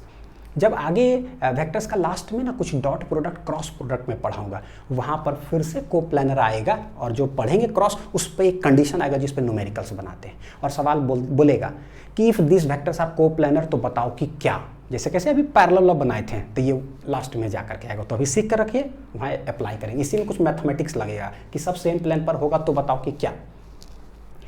तो 2 और more vectors lying in the same plane are called coplanar vectors. A B C हो जाएगा यहाँ पर। नेक्स्ट है फिक्स्ड वेक्टर। क्या होता है? उसको हम लोग लोकलाइज्ड वेक्टर भी बोलते हैं। फिक्स्ड वेक्टर का मतलब होता है कि जो फिक्स रहे। वाह, तो सर जो ना फिक्स्ड रहे उसको क्या बोलेंगे? उसको बोलेंगे नए फिक्स्ड वेक्टर लोकलाइज्ड इसको बोल दिए, बड़ा बढ़िया। देखिए एक हो गया फिक्स्ड, भाई ऐसे, एक हो जाता है बड़ा बढ़िया, क्या उसको बोलते हैं? फ्री, फिक्स नहीं हो तो नॉन लोकलाइज्ड हो गया। कैसे कैसे है भाई? आसान लग रहा है ना? ठीक है, बस ऐसी है पूरा। ए वेक्टर हुज इनिशियल पॉइंट जिसका कि फिक्स हो, उसको हम लोग बोलते हैं फिक्स्ड वेक्टर या लोकलाइज्ड वेक्टर। कोई हमने पढ़ा है पिछले 1-2 लेक्चर के अंदर, पिछले लेक्चर में ही, एक ऐसा वेक्टर जिसका कि एक पॉइंट फिक्स होता हो। याद करिए क्या? एक ऐसा वेक्टर जिसका कि एक पॉइंट फिक्स होता, कोई भी पोजीशन ले लो, शहर के अंदर कहीं भी गली में मेरे को छोड़ दे, तो भाई उसका एक ना फिक्स्ड पॉइंट होता है, ओरिजिन इसको, जिसको कि बोले थे स्पेसिफाइड पॉइंट, फिक्स्ड पॉइंट होता है। तो भाई मेरे लिए एग्जाम्पल हो गया, कौन सा वेक्टर ये पढ़े थे? Position vector. एक ऐसा वेक्टर है which represent the position of a point with respect to railway station उस शहर का। याद है, बता चुके। तो ये हो गया मेरे लिए क्या? इसका ये फिक्स होगा, कोई भी पॉइंट ले लो, विथ रेस्पेक्ट टू ओरिजिन लिखाता है। अब जैसे एक पॉइंट इनिशियल फिक्स्ड, तो फ्री वेक्टर क्या हो जाएगा? जिसका कि फिक्स ना हो। तो भाई रेलवे स्टेशन, शहर के अंदर रेलवे स्टेशन वाला उससे कॉन्सेप्ट से तो समझे थे कि फिक्स ना हो, मतलब क्या कि कहीं कोई मंदिर घूम रहे हैं, वहाँ से चले गए, वाटर पार्क घूमने वहाँ से चले गए, तारा माछी देखने के लिए, तो कहीं भी कोई ना कोई बाजार चले गए, कुछ भी घूमने के लिए चले गए, तो एट एनी पॉइंट तो कौन सा है भाई? डिस्प्लेसमेंट। तो डिस्प्लेसमेंट वेक्टर शहर के अंदर कहीं भी जा सकते हैं, उसका कोई फिक्स पॉइंट नहीं है। तो नहीं है तो मेरे लिए एग्जाम्पल ही हो गया डिस्प्लेसमेंट वेक्टर। कहीं भी रहिए, कहीं भी, लेट एट एनी पॉइंट, और चले गए कहीं भी एट एनी पॉइंट, तो ये क्या है? A B vector displacement vector कहलाता है। तो एग्जाम्पल ही हो जाएगा इसका। बहुत सारा होता है बच्चों, ठीक है, एक एक करके चलते हैं। Displacement vector whose initial point is not fixed, कहीं से कहीं चले गए, चलते चलते मेरे ये गीत याद रखना। देखिए टेंसर क्वांटिटी, हाँ ये चीज़ था। स्केलर क्वांटिटी हमने पढ़ा, वेक्टर क्वांटिटी हमने पढ़ा, अब हम पढ़ते हैं क्या? Tensor quantity. तो ऐसा क्वांटिटी जो ना स्केलर हो और ना आपका वेक्टर हो, कुछ नहीं हो, तो वैसे क्वांटिटीज़ को हम लोग बोलते हैं क्या? Tensor quantity. क्या बोलते हैं उसको? Tensor quantity. इसका जो एग्जाम्पल है ना बच्चों, वो है जैसे कि यार ऐसा एग्जाम्पल है ना कि मतलब रोटेशन चैप्टर के अंदर समझ में आएगा। मोमेंट ऑफ इनर्शिया रोटेशन में पढ़ते हैं, तो ये टेंसर क्वांटिटी होता है। और एक और क्लास 12th में पढ़ाऊंगा आप लोग को, ऑप्टिक्स के अंदर रिफ्रैक्टिव इंडेक्स जो होता है उसको हम लोग बोलते हैं टेंसर क्वांटिटी। अब लेकिन इसको समझाने में जो कम से कम 15 मिनट इसको लगे जरूर कि भाई क्यों है, उसका अंदरूनी चीज़, जब तक रिफ्रैक्टिव इंडेक्स का पूरा चीज़ नहीं समझेंगे इस समझ में ही नहीं आएगा कि कैसे है। तो मजबूरी है मेरे पास कि मतलब जब तक वो पूरा शुरुआती लेक्चर नहीं पढ़ेंगे नहीं समझ में आएगा। मोमेंट ऑफ इनर्शिया थोड़ा सा बताता हूँ क्योंकि 11th का चीज़ है, कोशिश करिएगा समझने के लिए। देखिए मोमेंट ऑफ इनर्शिया तो हम सिखा चुके हैं कि इनर्शिया का मतलब होता है मास और मोमेंट का मतलब होता है रोटेटिंग नेचर। और कहाँ बताएं ये चीज़, विश्वास नहीं करोगे, जो बच्चे यूनिट्स मेजरमेंट नहीं पढ़े होंगे वो सोचेंगे कि डायमेंशन के अंदर ये सब थोड़ी पढ़ाए होंगे। पूरा डायमेंशन के अंदर सब फीलिंग बता चुके हैं। मोमेंट ऑफ इनर्शिया क्या है याद भी आप लोग को करा दिए थे। रोटेटिंग नेचर ऑफ मास, यानी कि फिजिक्स के अंदर कभी भी कोई मास अगर रोटेट करने लगा ना तो भैया उसके साथ कुछ ना कुछ हो जाएगा, एक टर्म एसोसिएट हो जाएगा। फिजिक्स के अंदर कभी भी चोट लग गया ना, मम्मी चोट लग गया ना, तो उसके साथ एक टर्म आ जाता है फिजिक्स में, दैट इज कॉल्ड फोर्स। भैया मारे, चोट लगा फोर्स के वजह से। तो वही कोई भी मास अगर घूमने लगा ना तो ये हुआ हिंदी, मास घूम रहा हो, उसको अंग्रेजी करिए मास इज रोटेटिंग, और अंग्रेजी करिए जो कि समझे में ना आए तो मास को बोलो इनर्शिया। ले भैया गायब हो गया फिजिक्स, ठीक है यहाँ तक ठीक था। मास को बोल दिया इनर्शिया, आधा फिजिक्स गायब हो गया। और रोटेटिंग नेचर समझ में आ रहा तो उसको बोल दिया मोमेंट, तो पूरे गायब हो गया। सो जब फिजिक्स पूरे गायब हो जाए तब हमको समझ में आता है, तब हमको नहीं समझ में आता है मोमेंट ऑफ इनर्शिया। और ईमानदारी से कहता हूँ कि सच में नहीं समझ में आता है मोमेंट ऑफ इनर्शिया। आप अभी 11th में हो ना, भैया दीदी होंगे ना जो 12th में या पास आउट वगैरह, उनसे आप पूछना कि रोटेशन चैप्टर कैसा है, वो गजब फीडबैक देंगे। क्यों मुश्किल लगता है, उसका एक सबसे बड़ा वजह 50% रोटेशन जो नहीं समझ में आता उसका वजह है कि हमको मोमेंट ऑफ इनर्शिया ही नहीं समझ में आता है बच्चों, जिसके कारण ऐसा है। ये देखेंगे रोटेशन के अंदर, लेकिन फिर भी तो देखिए कैसे हुआ। मास गोल गोल घूम रहा है, मास रोटेट कर रहा है, उसको अंग्रेजी में लिख दिया, इसको इनर्शिया, इसको बोल दिया मोमेंट। जबकि मोमेंट हम लोग क्या जानते हैं यार, क्या मेरा जिंदगी का वो मोमेंट था यार, what a moment of my life. अब क्या पल था, लेकिन यहाँ पल का फीलिंग नहीं है बच्चों, यहाँ रोटेटिंग नेचर होता है मोमेंट का मतलब, ठीक है। तो जब भी कोई चीज रोटेट करेगा ना तो उसके साथ फिजिक्स में एक टर्म आ जाता है जिसको कि हम लोग आई से डिनोट करते हैं। जब भी चोट लगता है तो एक फोर्स आ जाता है टर्म, जब भी रोटेट करता है। तो ये आया, लेट एक सॉलिड सिलेंडर है, तो मैं बोलता हूं ना कि ये सॉलिड सिलेंडर का समझाने के लिए बच्चों समझते हैं। सॉलिड सिलेंडर है, मान लीजिए कि 500 kg का, कितना केजी का, 500 kg का। तो भाई हमसे तो उठने से रहा, हमसे और आपसे तो ये उठेगा है नहीं, है ना, द ग्रेट खली आएंगे तभी उठा करके फेंक सकते हैं। अब मैं बोलता हूँ कि इसको घुमाना है, तो बोलिए यार सर उठ तो रहा नहीं है तो घुमाएंगे कहाँ से, लेकिन कैसे घुमाना वो बता रहा हूँ। बीच में ना मैंने एक होल कर दिया, बीच में एक एक्सिस बना दिया मैंने, और मतलब ताकि एक होल करके उस तरह से 500 kg का सिलेंडर उसमें फिक्स कर दिया। अब सोचो ये अगर हैंग्ड कहीं हो ना, अब देखिए क्या होगा, एक बच्चा भी कोई आएगा तो इसको आराम से घुमा सकता है। कैसे, बस ऊपर से ऐसे हाथ करेगा, देखो ये रोटेट करने लगेगा। यानी क्या है, करने लगेगा इस एक्सिस के अबाउट। तो हम देख रहे क्या यार 500 kg का था जो उठ नहीं रहा था, लेकिन बाई चांस उठा के रहे एक एक्सिस में वो लटका हुआ हो, तो बस हाथ से ऐसे करेंगे ना, ऐसे स्लाइड करेंगे ना, घूमने लगेगा। कितना देर तक घूमते रह सकता है, बहुत रोटेशन कर लिया। यानी कि mass is rotating about an axis, तो इसका कुछ ना कुछ तो होना चाहिए। तो इसी के अबाउट बच्चों होता है मास इज रोटेटिंग। तो यहाँ से अबाउट हम निकालते हैं ना, तो कुछ एक मोमेंट ऑफ इनर्शिया का कुछ वैल्यू आता है। होता ये कि मैं आपको बोलूँ इस एक्सिस के अबाउट आप इसको घुमाओ, तो आपको ज़्यादा आसान लग रहा है, या कोई दूसरा एक्सिस उठा लेते हैं। लेट यहाँ पर कोई एक्सिस बना दिया गया हो और इसके अबाउट घुमाने बोले, कसम से तारा नजर आ जाएगा। कैसे, मान लीजिए ना छेदा करके यहाँ पर कोई एक डंटा ऐसे रख दिया गया लोहा का, उस पर ऐसे लटका हुआ है। पूरा सोचो इस एक्सिस के बाद घुमाने के लिए क्या मतलब क्या करना पड़ेगा हम लोग को, फील करो जरा। पूरा 500 kg को नीचे से धक्का देंगे, कस के एकदम ऊपर उठाएंगे 500 kg यार, तब तो ऊपर आकर के रोटेट करेगा पूरा सिलेंडर। ऊपर उठा के किसी तरह से, हाँ मम्मी थक गए, धक्का दिए, तो बाई चांस एक बार तो ऐसे आया यार, दूसरा बार ये उठेगा अपने से कि नहीं कोई भरोसा नहीं है, तो दूसरा बार फिर से ताकत देना पड़ेगा। यानी कि एक बार रोटेट करने के लिए ना कितना ताकत लगाना पड़ेगा। तो क्या हम कह सकते हैं कि इस एक्सिस के अबाउट रोटेशन करना बहुत मुश्किल है, जबकि यहाँ पर क्या था, हो खाली ऐसे किए थे बस रोटेट करने लगा था, आसान। तो बच्चों यहीं पर देखिए फिजिक्स कैसे दिखाई देता है ना, वो देखिएगा। जिसको बहुत मुश्किल बोला जाता है वो कैसे कितना आसान हो सकता है। यहाँ इस एक्सिस के अबाउट हमने बोला कि रोटेशन बहुत आसान है, इजी, और इस एक्सिस के अबाउट मैं कह रहा हूँ हम लोग फील भी कर चुके कि rotation very tough, rotation very tough. तो कहीं आसान है कहीं टफ है, मास रोटेट कर रहे हैं, तो फिजिक्स में एक टर्म है मोमेंट ऑफ इनर्शिया, आसान मुश्किल। फोर्स जो हम लोग को समझ में आ रहा है फिलहाल अभी तक, मैं दो तरीके से मारता हूं हाथ पे, कितना चोट लगा समझ में आ रहा है ना। मम्मी कितना कस के लग गया, तो इसमें मम्मी याद आ गई, और उसमें पहला वाला मम्मी नहीं याद आई, तो बोलते हैं एक बार में कम चोट लगा, एक बार में बहुत जोर का चोट लगा, तो वाई फोर्स एक कॉन्सेप्ट आया। एक में बोलते हैं लेट 2 न्यूटन लगा होगा जिसमें मम्मी याद नहीं आई, एक बार मारे मम्मी तो 500 न्यूटन का लेटेड भी फोर्स लग गया था, आया ना। कहीं कम तो कहीं ज़्यादा, कहीं कम चोट लगा कहीं ज़्यादा, कहीं इजी है कहीं टफ है। तो भैया इसमें भी तो कुछ ना कुछ होना चाहिए, कहीं आसान कहीं मुश्किल। तो होता क्या है बच्चों, जैसे कम चोट लगा था कम फोर्स का वैल्यू, ज़्यादा लगा तो ज़्यादा। तो भैया जहाँ इजी होता है ना वहाँ मोमेंट ऑफ इनर्शिया का वैल्यू आ जाता है कम, और जब ज़्यादा होता है ना तो यहीं पर ही मोमेंट ऑफ इनर्शिया का वैल्यू क्या आ जाता है, ज़्यादा। क्या आ जाता है पता है, ज़्यादा। तो यहाँ पर मोमेंट ऑफ इनर्शिया का वैल्यू कम और वहाँ ज़्यादा। फिजिक्स में कोई ऐसा टर्म ही नहीं है बच्चों, बस यही है कि जहाँ 2 मिनट में वीडियो देख करके समझ सकते हैं। अगर नहीं समझ में आया ना, जिस दिन 5 मिनट लगा लिए 7 मिनट लगा लिए तो दुनिया का हर चीज़ बुझाना चालू हो जाएगा, बस आप यही समझ लेना। ठीक, अब देखो कितना बढ़िया है। ओ मोमेंट ऑफ इनर्शिया कहीं दे देगा 2 kg मीटर स्क्वायर, कोई यूनिट होता है, मान लीजिए 2, यहाँ बोल देगा 0.5, तो आपको नहीं समझ में आएगा वो 0.5, अरे इससे घुमाने में ना बहुत आसान हो गया यार, कम है ना, ऐसी करेंगे घूम जाएगा। 2, अरे भाई बहुत मुश्किल है, उसके लिए ताकत चाहिए, लगाना होगा, तो बस हो गया। बहुत सारा मोमेंट ऑफ इनर्शिया का वैल्यूज आता है रोटेशन में।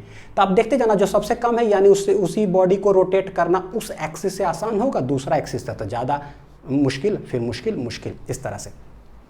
अब जैसे ये समझ में आया, हम बोल रहे हैं मोमेंट ऑफ इनर्शिया फिजिक्स का ऐसा क्वांटिटी है ना जो टेंसर है। तो टेंसर का मतलब क्या होता है, नाइदर स्केलर नॉर वेक्टर। क्या बोले बच्चों, neither scalar nor vector. How में जरा देखते हैं आकर के, देखिए यहाँ पर मैंने लिख रखा, how moment of inertia is not a vector quantity. तो क्या पढ़े थे वेक्टर का, मैंने क्या डेफिनेशन दिया था बच्चों, वेक्टर क्वांटिटी ऐसा है कि विच changes with the change in direction. यानी कि इधर से है 10 मीटर, मान लीजिए डिस्प्लेसमेंट जैसे था ना वेक्टर, तो अगर इधर चले 10, अब पीछे अगर वापस आ गए 3 मीटर ना, तो टोटल चले हैं 10 + 3 13 मीटर टोटल चले हैं। लेकिन डिस्प्लेसमेंट फिजिक्स में एक ऐसा क्वांटिटी है ना कि चले तो 13 जरूर, पैर तो दर्द किया 13 मीटर चल करके, लेकिन बोलते हैं व्हाट इज डिस्प्लेसमेंट, तो भैया जो डायरेक्शन जो चेंज करती है इसलिए क्वांटिटी चेंज हो गया। क्वांटिटी में क्या आता है बच्चों, मैग्नीट्यूड और यूनिट, दोनों में से कुछ भी चेंज होगा तो बोले क्वांटिटी चेंज हो गया। तो क्या हुआ, 10 में से 3 तो 7 ही होता है। तो अगर चेंजिंग द डायरेक्शन करने से क्वांटिटी का मैग्नीट्यूड कुछ चेंज हो जाए तो बोलते हैं वेक्टर क्वांटिटी है। ठीक है, इसमें देखते हैं जरा, क्या डायरेक्शन चेंज होने से ये चेंज होता है क्या, चेक करते हैं। अगर डायरेक्शन चेंज करने से चेंज हो गया तो बोलेंगे ठीक है, तब वेक्टर होगा। अगर डायरेक्शन चेंज करने से नहीं चेंज हुआ तो इसका मतलब ये वेक्टर क्वांटिटी नहीं है। अभी देखते हैं कि हमने इस सिलेंडर को इस एक्सिस के अबाउट रोटेट कर रहे हैं, तो यहाँ पर कुछ मोमेंट ऑफ इनर्शिया आ रहा है, कुछ तो आएगा जरूर, लेट इट बी I1 आया। अब आप सोचो इस सिलेंडर को बीच से ऐसे घुसाया हुआ है एक रड, और मैं बोलता हूँ बच्चों रोटेट करो, डायरेक्शन चेंज करके देखना। कोई बच्चा आए और ऐसे कर दे तो ये क्लॉक इधर से घूमने लगेगा, देख रहे तो ऐसे ऐसे घूमने लगेगा। कितना फीलिंग आपको आया, कितना आसान लगा रोटेट करने, ये आपके दिमाग में रजिस्टर है फीलिंग, हाँ यार ऐसे किए तो आराम से घूम गया था। उतना ही ताकत आप जरा ऑपोजिट डायरेक्शन में लगाओ ऐसे, तो ये इधर घूमने लगेगा। यानी क्या हुआ कि भाई सेम वैल्यू रहता है, डायरेक्शन चेंज करने के बाद कोई फर्क पड़ा नहीं। क्लॉकवाइज अगर घुमाएंगे क्लॉकवाइज तो भी वही फीलिंग आ रहा है, और एंटी क्लॉक अगर कहीं घुमाएं तो भी क्या आ रहा है, सेम आ रहा है। तो देखिए क्या हुआ, रोटेशन मतलब डायरेक्शन हमने चेंज कर दिया, एक बार क्लॉक घुमा दिया, एक बार anti clock, value remains same, फर्क ही नहीं पड़ा। तो भैया मामला गड़बड़ है। होता क्या है, वेक्टर क्वांटिटी उसको कहते हैं जो चेंज हो जाना चाहिए विथ चेंज इन डायरेक्शन। यहाँ हमने क्लॉक एंटी क्लॉक किया, चेंज ही नहीं होता, फीलिंग रिमेन्स सेम, सेम तरह का इजीनेस लगता है रोटेशन के लिए। हैंस हम लोग बच्चों क्या बोल देंगे, so not a vector quantity, यानी कि moment of inertia vector quantity नहीं हुआ। किस रीजन की वजह से, ये समझ में आ गया। देखिए थोड़ा समझाना खाली मुश्किल है बच्चों, समझ में तो आ ही जाता है। अच्छा, how moment of inertia is not a scalar quantity, scalar क्यों नहीं है भाई? तो what is scalar quantity? Scalar क्या है? देखिए हमने जो पढ़ा है वही मैं लिखता हूँ। It do not depend upon direction, direction पर डिपेंड नहीं करना चाहिए, ठीक है। लेकिन एक और चीज बताए थे कि करंट एक ऐसा क्वांटिटी होता है जिसका डायरेक्शन होता है, प्रेशर एक ऐसा क्वांटिटी होता है जिसका डायरेक्शन होता है, लेकिन वो स्केलर है। तो उसमें क्राइटेरिया क्या था बच्चों कि भाई अगर करंट का डायरेक्शन होता है ना या प्रेशर का डायरेक्शन होता है तो एक यूनिक डायरेक्शन उसका होता है, वो डायरेक्शन चेंज नहीं होता है। जैसे करंट फिक्स है कि बैटरी का पॉजिटिव टर्मिनल से नेगेटिव टर्मिनल के तरफ ही होगा, यूनिक डायरेक्शन है। प्रेशर में फोर्स पर यूनिट एरिया पता है वो फोर्स परपेंडिकुलर ही लगना चाहिए, तो प्रेशर एक ऐसा क्वांटिटी है ना जो भैया परपेंडिकुलर फोर्स ही लगेगा, बदलता नहीं है कभी भी। तो वैसे क्वांटिटीज को हम लोग कहते हैं स्केलर। अच्छा, क्या मोमेंट ऑफ इनर्शिया के साथ ऐसा है क्या? एकदम यूनिक डायरेक्शन हो। अब आते हैं direct, what is moment of inertia? Mass को रोटेट करना है। तो मोमेंट ऑफ इनर्शिया एक ऐसा टर्म है, क्या उसका फिक्स्ड डायरेक्शन है? क्या यूनिक डायरेक्शन है क्या? नहीं। एक बॉडी को हम बहुत जगह से रोटेट कर सकते हैं, इधर से घुमा सकते हैं, यहाँ से घुमा सकते हैं, भाई यहाँ छेदा करके ऐसे घुमा सकते हैं, या फिर मेरा मन करेगा ऐसे छेदा करके ऐसे ऐसे घुमा देंगे, भाई इनफाइनाइट डायरेक्शन है घुमाने का। मेरा मन करेगा यहाँ छेदा ऐसे कर दिया और ये सिलेंडर को ऐसे रोटेट कर दे रहे हैं, तो इसका डायरेक्शन मोमेंट ऑफ इनर्शिया कैसा टर्म हुआ जिसका कि डायरेक्शन फिक्स नहीं है भाई, बहुत मल्टीपल डायरेक्शन है। जबकि स्केलर क्वांटिटी में जिसका डायरेक्शन होता है ना उसका यूनिक डायरेक्शन होता है। तो क्या हो गया, एक इस क्राइटेरिया से बच्चों हो गया फेल। दूसरा, it do not depend upon direction. भाई सिर्फ मान लो कि ये भी हम समझते हैं कि स्केलर क्वांटिटी का सिर्फ मैग्नीट्यूड होता है, डायरेक्शन नहीं होता है। मान लो ये भी डेफिनेशन था तो इसको भी लगा करके देखते हैं। सिर्फ मैग्नीट्यूड होता है, डायरेक्शन नहीं होता है। इसमें इनफाइनाइट डायरेक्शन से मोमेंट ऑफ इनर्शिया ऐसा है, कभी इस एक्सिस से तो कभी उस एक्सिस से, तो डायरेक्शन क्या होता है, चेंज होते रहता है, चेंज होते रहता है। बच्चों क्या हो गया, गलत। Hence by this all concept, hence moment of inertia is not a scalar quantity. देखें बढ़िया से एकदम बुझा गया कैसे है। अब आते बच्चों देखिए क्या है कि how to find the angles for any values of trigonometric function. कोई भी ट्रिग्नोमेट्रिक फंक्शन मेरे पास है उसका वैल्यूज हम कैसे निकालेंगे। जैसे कि कहाँ पर आता है, मान लीजिए कि sin 30, यही हम नेक्स्ट लेक्चर में पढ़ाने वाले हैं, एडिशन लॉ, ये सब जो भी सब्ट्रैक्शन, बहुत सारा चीज़ सारे जगह पे ये यूज़ आएगा, ठीक। बिना कैलकुलेटर बिना टेबल्स का हम लोग ये कैलकुलेट करेंगे, ठीक है, आगे के लेक्चर्स में।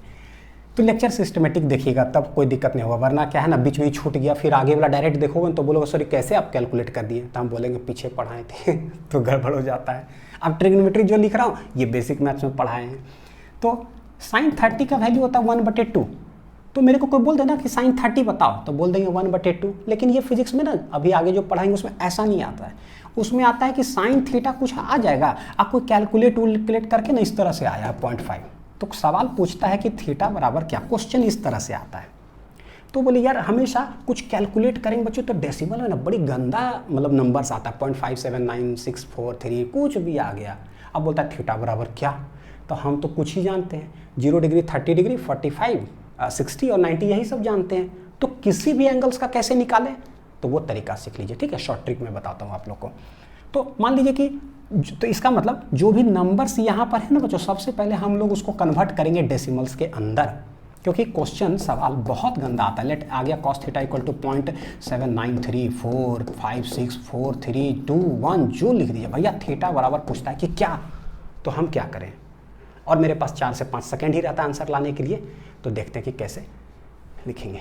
अगर ये देखिए sin थीटा 0.5 हो तो यहाँ तो धड़ाक से बता देंगे। स्टैंडर्ड वाला अगर आ जाएगा तो बोलेंगे थीटा 30 डिग्री रखेंगे तो ही जाके 1/2 यानी 0.5 आएगा, लेकिन कुछ और हुआ तो हमको क्या पता, नहीं पता। देखते हैं उसका ट्रिक। सबसे पहले बच्चों आप ये नोट डाउन करो, क्या है sin थीटा का sin 0 0, sin 30 1/2 होता है जो कि 0.5 लिखेंगे, sin 45 1/√2 ये जानते हैं, उसको डेसिमल में मैंने कन्वर्ट किया है तो 0.7, sin 60 √3/2 तो ये हो जाता है कितना 0.866। ये लिख इसीलिए दे ताकि आपका समय बचे, याद भी हो जाता है, ठीक, आराम से याद होगा, कोई दिक्कत नहीं। देखो ये 0.5 है ना, तो 0.5 का मतलब क्या हो जाएगा 50 लिख दो ऐसे, 0.7 का मतलब 70 लिख दो, ये 866 होता है तो 86, और इवन नंबर्स ही लिखते हैं ताकि जो है ना हम आराम से कैलकुलेट कर सके। साइन का वैल्यू चलता है ऐसे तो कॉस का वैल्यू ठीक उल्टा, यानी ये याद किया तो ये भी याद हो गया, कैसे? 0 से 1 गया तो भैया ये 0, देखिए ये 50 हो जाएगा, ये 70 हो जाएगा, 86, फिर इधर 1 हो गया। tan में सिर्फ 2 ही तो याद करना है, एक tan 0 तो 0, tan 90 इन्फिनिटी, 0 से सीधे हम इनफाइनाइट रुपया कमा लेते हैं, खरबपति हो जाते हैं। tan 45 बीच में 1 है, ये tan 31/√3 होता है 0.577, जो कि 0.57 हमने एग्जैक्ट लिखा है, लेकिन कैलकुलेशंस के लिए 58 लिख देंगे, 60 भी लिख देंगे, 57, 58, 59, 60 कुछ भी लिख दो, सब सही होता है। क्वेश्चंस के अंदर बताते चलूँगा आपको। 57 हो गया, और √3 जो होता है tan 60 वो 1.732, तो 1.73, उसको 74 भी लिख देंगे, सब चलेगा। अब इसको अप्लाई कैसे करते हैं सवाल में देखता हूँ। ऐसे आ गया, मान लीजिए sin θ = 0.25, तो बताओ कि थीटा बराबर क्या?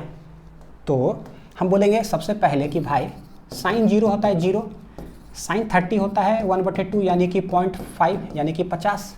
तो देख रहे हैं कि वो 25 पूछ रहा है, तो यानी कि ये दोनों के बीच में मेरा आ रहा है। तो मैंने एक बार याद है कहानी आप लोग को बताया था बेसिक मैथ में कि इंजीनियरिंग कॉलेज में मेरा कैलकुलेटर गायब हो गया था बच्चों। 1 महीना के लिए चोरी हो गया, तो पैसे नहीं थे, तो 1 महीना 1.5 महीना बाद खरीदे थे उसको, 550 रुपये, बड़ा दिक्कत है। उस समय का एक और खोज, ठीक, देखिए आप देखा ना बच्चों, इसलिए मैं बोलता हूँ भाई उस समय खोजे हैं तो ये सब चीज़ मिलबो नहीं करेगा। देखिए कहीं sin 30 कितना होता है 0.5 हो गया, बोले यार बिना कैलकुलेटर का कैसे खोजेंगे यार, है ना, कैलकुलेटर गायब हो जाए तो ये 50 है, तो बोलते हैं कि हमको चाहिए ना 25। तो देखो क्या करो आप, 0 है और ये है 50, तो भाई मतलब डेसिमल के बाद वाला बोल रहा हूँ, तो आपको करना क्या रहता है ना, बस ये दोनों वैल्यूज़ का आधा कर दो। तो आधा करेंगे बच्चों क्या हो जाएगा 25। तो ये जो एंगल है 0 से 30 डिग्री, तो इसका भी कर दो आधा। ये पता है कैसे? फ्रेंड का कैलकुलेटर लिए, और जरूरत पड़ता है ना इंजीनियरिंग कॉलेज, तो फ्रेंड का कैलकुलेटर लिए, बोले यार लाना कैलकुलेटर, देखे यार कि बिना कैलकुलेटर कैसे हो सकता है, सारा वैल्यूज़ चेक किए, बोले वाह, इससे तो यार पूरा IIT नीट जेई जितना कंपटीशन होता है फिजिक्स, उसमें तो मतलब गर्दा उड़ा सकते हैं हम लोग। बोले अरे यार पहले को बताया क्या नहीं, खुद तैयारी किए बच्चों, कोटा में भी पढ़ाई किए, ना पता था ना पता था, ना बताई, तो बड़ी दिक्कत है, क्योंकि भाई पता है जो चीज़ मतलब झेले है ना, तो वो मैं आप लोग को बता रहा हूँ।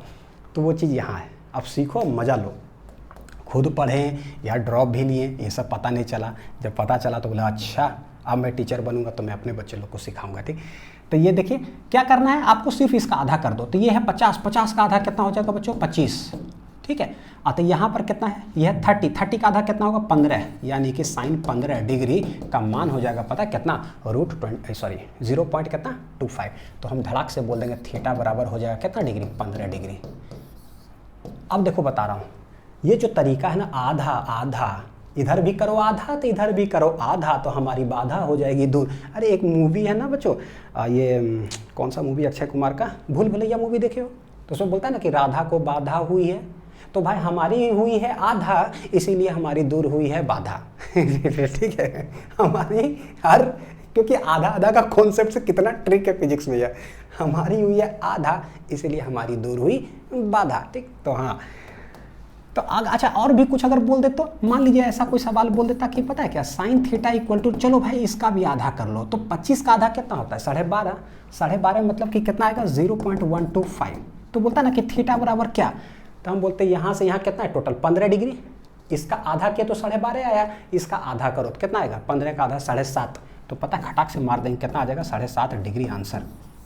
अब देखिए होता क्या है, एग्जैक्ट कैलकुलेटर में चेक करोगे बच्चों तो एक डेसिमल जो है ना, 1-2 इधर उधर हो सकता है, यानी कि 7.3 हो सकता है, 7.4, 5, 6 ऐसे कुछ हो सकता है, 15 है तो 15.6, 14.8 ऐसा कुछ हो सकता है ना, एग्जैक्ट नहीं, हल्का फल्का इधर उधर हो सकता है। एक तो हमने बिना कैलकुलेटर का कैलकुलेट किया, बिना कोई टेबल देखे हुए खटाक से मारे, आधा आधा किए, बाधा दूर करके धड़ाक से आंसर मारे। नेक्स्ट क्या है कि भाई जितना भी कंपटीशन है ना, नीट हो, जेईई मेंस हो, एडवांस हो, केवीपीवाई हो, ओलंपियाड, कहीं भी अगर कुछ आता है जिसमें ऑप्शन बेस्ड हो, उसमें तो कोई टेंशन ही नहीं है कि आप मारोगे ना, जैसे 7.5 आया, एग्जैक्ट आंसर जो भी हो, 7.3 हो, 2, 4 कुछ भी, तो इतना दूर दूर ऑप्शन होता है कि आप खटाक से उसको मार दोगे, टिक। तो बोर्ड कॉम्पिटिशन जितना भी, उसके लिए तो टेंशन खत्म। आगे देखिए लेक्चर में यूज़ करेंगे तो आपको बताएंगे कि सटीक क्या है, मेरा आता क्या है। और जो स्कूल के एग्जामिनेशन होते हैं या फिर बोर्ड्स में, 12th में भी जरूरत पड़ेगा, ऑप्टिक्स वगैरह में आता है, इलेक्ट्रोस्टैट, मैग्नेटिज्म सब में। तो क्या करना है, बोर्ड में आप जब भी ऐसे आए तो आप ऐसे कैलकुलेट कर लो इन बोर्ड्स, और उसको लिखने का तरीका सिखा रहा हूँ। बोर्ड्स में आप लिख दो थीटा = 7.5 डिग्री लिख करके बच्चों ब्रैकेट में हमेशा आप लिख देना अप्रॉक्स, हमेशा आप लिखना क्या, अप्रॉक्स। अप्रॉक्स मतलब अप्रॉक्सीमेट करके कितना आया है। इससे क्या होगा कि बोर्ड में आपको मिलता है फुल मार्क्स। 7.3 भी होगा ना तो आपको मिलेगा कितना, फुल मार्क्स। यह बात याद रखिएगा। तो बोर्ड्स में भी टॉप कर जाएंगे और कंपटीशन भी कर जाएंगे, मेरा काम हो जाएगा, एकदम टेंशन खत्म। एक और सवाल जरा देखते हैं क्या है।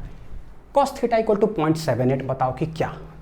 तो 78 कहाँ पर आएगा, देखते हैं। cos 0 होता है 1, cos 30 होता है √3/2 जो कि 0.86 हो जाएगा। अच्छा 70 है तो यही इसी के आगे आ जाएगा। cos 45 कितना होता है 1/√2 तो 70। हमको बोल रहा है कि 78 आना चाहिए। तो भाई यहाँ 70 है, यहाँ 86 है, तो दोनों के बीच गैप कितना है 16। 16 का आधा 8। तो देखिए इधर बढ़ रहा है, देख रहे हो 70 से उधर, तो आधा करेंगे तो कितना हो जाएगा 0.78 हो गया। देखो 70 आधा। अब इधर आधा किए वैल्यूज़ का, तो एंगल का भी आधा करो। 30 से 15 के बीच कितना गैप होता है बच्चों, सॉरी 30 से 45 के बीच कितना, 15। 15 का आधा कितना हो जाएगा 7.5।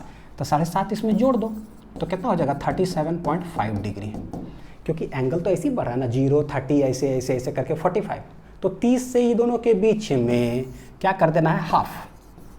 देखो क्या आ रहा है, फिर वैल्यूज जो है इसमें बढ़ता है कॉस में, ठीक है। तो कोई बात, उसका आधा कर दिए तो ये हो गया। हेंस खटाक खटाक आंसर मेरा कितना आ जाएगा, थीटा इक्वल टू 37.5 डिग्री। तो इस तरह से हम सारे वैल्यूज निकाल सकते हैं जब भी जरूरत पड़ेगा। तो साइन हो, कॉस हो, चाहे टेन हो, कुछ भी। बहुत ज़रूरी था बच्चों आप लोग को बताना, ताकि ये ना इंपॉर्टेंट समझ में आ पाए कि भाई कैसे हमारा फिजिक्स में वो यूज़ होता है। और बेसिक मैथमेटिक्स फॉर फिजिक्स जो है उसके सारे लेक्चर्स बच्चों देखना, हर जगह पर वो आपको काम करेगा। कोई भी लेक्चर्स सर्च करना हो, कोई भी चैप्टर्स जो मैं पढ़ा रहा हूँ, डायरेक्ट आप यूट्यूब पे सर्च करो। जैसे वेक्टर्स है ना, तो आप लिखो vectors class 11 physics links, last में आप फिजिक्स लिंक्स यूट्यूब पे लिख दिया करो, वो वीडियो आपको मिल जाएगा। लेक्चर 3 है, लेक्चर 1 सर्च करना है, आप लिखो vectors class 11 lecture 1 physics links, lecture 2 physics links, लिखते चले जाओ यूट्यूब में, बस दन दन मिलते चला जाएगा, समय बचते जाएगा। डायरेक्ट देखो, इंप्लीमेंट करो, ठीक है। इसके बाद लाएंगे हम लोग डीपीपी, तो डीपीपी डाउनलोड करना है, फिर लेक्चर नंबर 4। Thank you.